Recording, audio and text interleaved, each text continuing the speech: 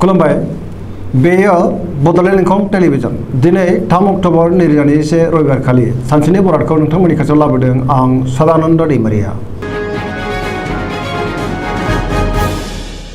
सिगां फरायनो लादों मेष राशि गिबि हांखो अ ल। दिनैनि साना जोबोर मोजां, गोसोआव गोदान साननाय आरो गोदान बोलो फैगोन, जेरावबो देरहासार जानो हागोन।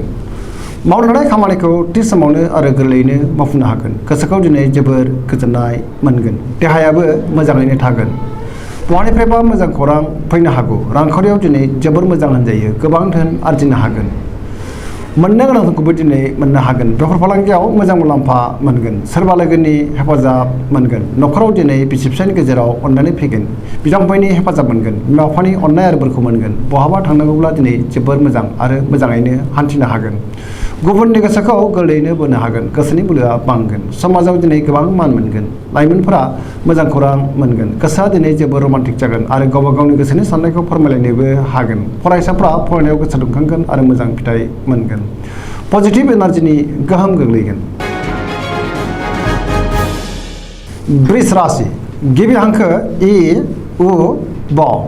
दिनैनि साना जोबोर मोजां, गोसोखौ जोबोर गोजोननाय मोनगोन, गोसोनि बोलोआ बांगोन। मावनो लानाय खामानिखौ थि समावनो आरो गोरलैयैनो मावफुंनो हागोन। समाजाव दिनै गोबां मान मोनगोन। रांखावरियाव जोबोर मोजां होनजायो, गोबां धोन आरजिनो हागोन। बेफार फालांगियाव जोबोर मोजां मुलाम्फा मोनगोन, आयआ बांगोन, गोबां मुलाम्फा मोननो हागोन। न'खराव दिनै बिसि फिसायनि गेजेराव अननानै फैगोन, देहाया मोजाङैनो थागोन। गुबुननि थाखाय मोजां खामानि मावनानै होनो हागोन, गुबुननिफ्राय हेफाजाबबो मोनगोन। जायखि खामानि मावा मानो मोनफ्रोमबो खामानिखौनो दिनै गोरलैयैनो मावफुंनो हागोन। सिगांनि बबेबा आद्रा खामानिखौबो दिनै मावफुंनो हागोन। लोगोफोरनि अनसायनाय मोनगोन, गोसोनि साननायफ्रा जाफुंगोन। पजिटिभ एनार्जिनि गोहोम गोग्लैगोन। गोसोआ दिनै जोबोर रमान्टिक जागोन आरो लाइमोनफोरा गोसोनि साननायखौ फोरमायलायनोबो हागोन। खुसिनि आंखाल जानाय नङा, बयजोंबो अनसायजागोन आरो अनजागोन। सरासनस्रायै दिनै साना जोबोर मोजां आरो मोजाङैनो बारग'लांगोन।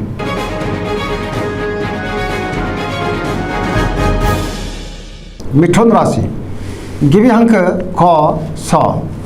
दिनैनि साना जोबोर मोजां, बयजोंबो अनजागोन। गोसोखौ दिनै जोबोर गोजोननाय मोनगोन, गोसोआ जोबोर खुसि जागोन, देहाया मोजाङैनो थागोन। रांखावरियाव जोबोर मोजां होनजायो, आयआ बांगोन। बेफार फालांगियाव जोबोर मोजां मुलाम्फा मोनगोन। न'खराव दिनै अनलायनाय फैगोन, समाजाव मान मोनगोन, गोसोनि बोलोआ बांगोन। मावनो लानाय खामानिखौ थि समावनो आरो गोरलैयैनो मावफुंनो हागोन।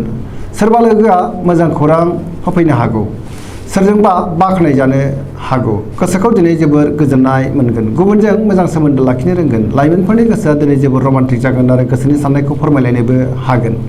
फरायसाफ्रा फरायनायाव गोसो दुंखांगोन आरो मोजां फिथाइ मोनगोन। पजिटिभ एनार्जिनि गोहोम गोग्लैगोन। सरासनस्रायै दिनै साना जोबोर मोजां आरो मोजाङैनो बारग'लांगोन।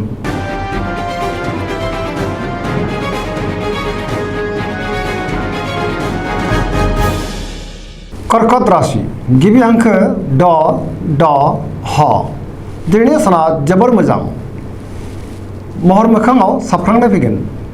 सोरबा लोगोजों बाख्नायजानो हागौ। गोसोनि साननायफोरा जाफुंगोन, गोसोआ दिनै पजिटिभ साननाय फैगोन। मावनो लानाय खामानिखौ थि समावनो मावफुंनो हागोन। रांखावरियाव जोबोर मोजां होनजायो, आरजिनाय धोनखौ दोनथुमनो हागोन। बेफार फालांगियाव जोबोर मोजां मुलाम्फा मोनगोन। न'खराव सोरबा आलासि फैनो हागौ। देहाया दिनै मोजाङैनो थागोन, गोसोखौ जोबोर रमान्टिक मोनगोन। गुबुननि हेफाजाब मोनगोन। न'खराव दिनै अननानै फैगोन। समाजाव गोबां मान मोनगोन। फरायसाफ्रा फरायनायाव मोजां फिथाइ मोनगोन आरो गोसोनि साननायफ्रा मोगथाङाव जाफुंगोन।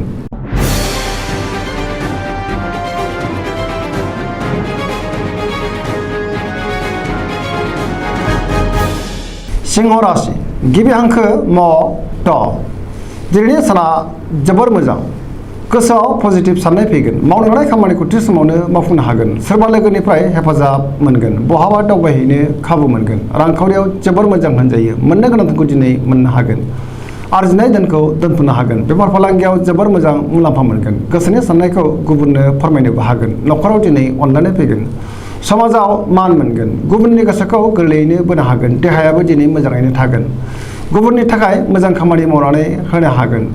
जायखि खामानि मावा मानो दिनै मोनफ्रोमबो खामानिखौनो मोजाङैनो मावफुंनो हागोन आरो मोनफ्रोमबो खामानियावनो मुलाम्फाबो जागोन। पजिटिभ एनार्जिनि गोहोम गोग्लैगोन। सरासनस्रायै दिनै साना जोबोर मोजां आरो मोजाङैनो बारग'लांगोन।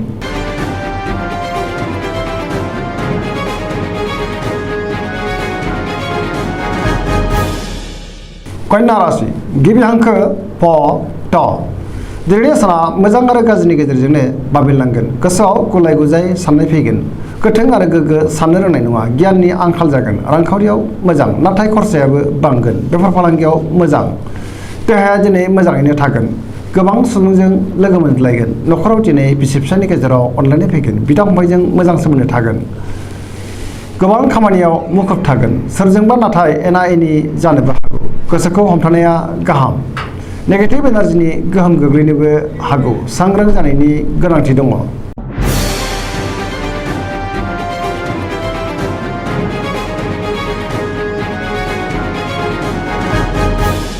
तुला राशि गिबि हांखो र ट दिनैनि साना जोबोर मोजां गोसोनि बोलोआ बांगोन गोसोनि साननायफोरा जाफुंगोन मावनो लानाय खामानिखौ थि समावनो मावफुंनोबो हागोन देहाया मोजाङै थागोन रांखावरियाव दिनै जोबोर मोजां होनजायो मोननो गोनांखौ दिनै मोननो हागोन आयआ बांगोन न'खराव बिसि फिसायनि गेजेराव अनलायनाय फैगोन बिदा फंबायजों मोजां सोमोन्दो थागोन समाजाव गोबां मान मोनगोन बेफार फालांगियाव मोजां मुलाम्फा मोननो हागोन गुबुननि गोसोखौ बोनो हागोन लोगोफोरनि हेफाजाब मोनगोन गोदान थांखि लानो रोंगोन सेंग्रा सिख्लाफ्रा गावबा गावनि गोसोनि साननायखौ फोरमायलायनो हागोन गोसोआव गोजोननाय फैगोन पजिटिभ एनार्जिनि गोहोम गोग्लैगोन जायखि खामानि मावा मानो मोनफ्रोमबो खामानिखौनो दिनै मावफुंनो हागोन आरो गोसोनि साननायफ्रा मोगथाङाव जाफुंगोन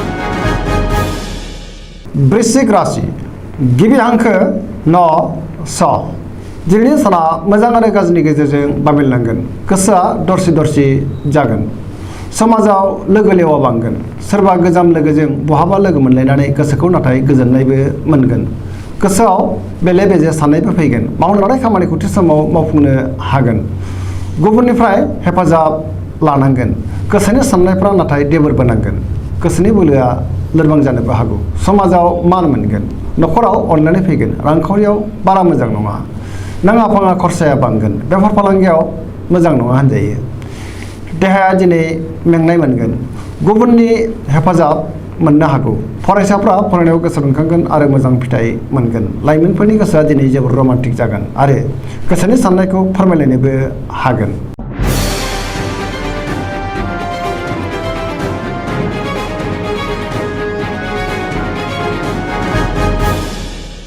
धनु राशि गिबि हांखो ध फ भ दिनैनि साना जोबोर मोजां गोसोआव बोलो बांगोन मावनो लानाय खामानिखौ थि समावनो आरो गोरलैयैनो मावफुंनो हागोन गोसोनि साननायफोरा जाफुंगोन रांखावरियाव जोबोर मोजां होनजायो मोननो गोनांखौ दिनै मोननो हागोन बेफार फालांगियाव जोबोर मोजां मुलाम्फा मोनगोन समाजाव मान मोनगोन देहाया दिनै मोजाङैनो थागोन न'खराव बिदा फंबायजों अनलायनाय फैगोन गोसोनि साननायफ्रा जाफुंगोन बिमा बिफानि अननाय आरो बोरखौ मोननो हागोन बहानिफ्रायबा मोजां खौरां फैनो हागौ लाइमोनफोरनि गोसोआ दिनै जोबोर रमान्टिक जागोन आरो गावबा गावनि गोसोनि साननायखौ फोरमायलायनोबो हागोन फरायसाफ्रा फरायनायाव गोसो दुंखांगोन आरो मोजां फिथाइ मोनगोन पजिटिभ एनार्जिनि गोहोम गोग्लैगोन गोसोनि साननाय आरो लुबैनायफ्रा मोगथाङाव जाफुंगोन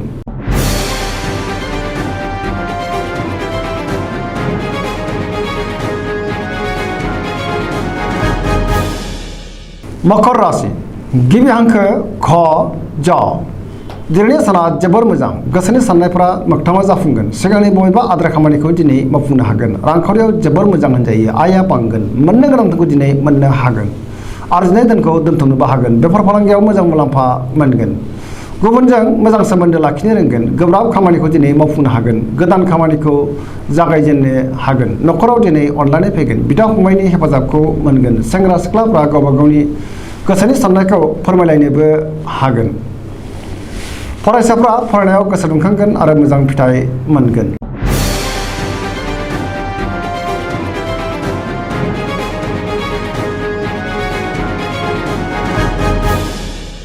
कुंभ राशि गिबि हांखो ग स स दिनैनि साना जोबोर मोजां गोसोखौ जोबोर गोजोननाय मोनगोन मावनो लानाय खामानिखौ थि समावनो आरो गोरलैयैनो मावफुंनो हागोन बहानिफ्रायबा मोजां खौरां मोनगोन समाजाव दिनै गोबां मान मोनगोन गोबां मुंदांखा सुबुंजों लोगो मोनज्लायगोन रांखावरियाव जोबोर मोजां होनजायो आरजिनाय धोनखौ दोनथुमनो हागोन बहानिफ्रायबा गोबां धोन मोननो हागोन देहाया दिनै मोजाङैनो थागोन न'खराव बिसि फिसायनि गेजेराव अनलायनाय फैगोन गुबुननि अननाय आरो हेफाजाब मोनगोन बिमा बिफानि अननाय आरो बोरखौबो दिनै मोननो हागोन। बहाबा दावबायहैनो खाबु मोनगोन आरो मोजाङैनो हान्थिनोबो हागोन। पजिटिभ एनार्जिनि गोहोम गोग्लैगोन।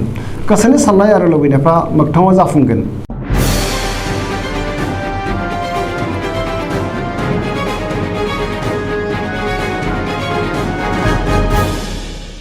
मीन राशि गिबि हांखो ड स दिनैनि साना जोबोर मोजां।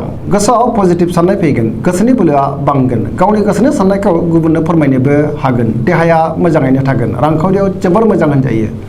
बेफार फालांगियाव जोबोर मोजां मुलाम्फा मोनगोन। न'खराव अनलायनाय फैगोन। गोसोनि बोलोआ बांगोन। सोरजोंबा बाख्नाय जानो हागौ। लाइमोनफोरनि गोसोआ दिनै जोबोर रमान्टिक जागोन आरो गावबा गावनि गोसोनि साननायखौ फोरमायलायनोबो हागोन। बहानिफ्रायबा मोजां खौरां फैगोन।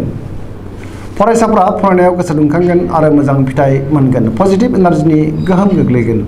दिनै जायखि खामानि मावा मानो मोनफ्रोमबो खामानिखौनो मोजाङैनो मावफुंनो हागोन। गोसोनि साननाय आरो लुबैनायफ्रा मोगथाङाव जाफुंगोन। सरासनस्रायै दिनै साना जोबोर मोजां आरो मोजाङैनो बारग'लांगोन। दिनैनि राशि फरायथिनाया एसेनोसै। जोबनायाव बेखौनो खावलायो जाहाथे नोंथांमोना सानफ्रामबो जोंनि बे बड'लेण्ड इंखं टेलिभिजनखौ नायबाय थायो आरो साबस्क्राइब खालामो, लोगोसे लाइक खालामो आरो शेयार खालामो। एसेनोसै, गोजोन्थों।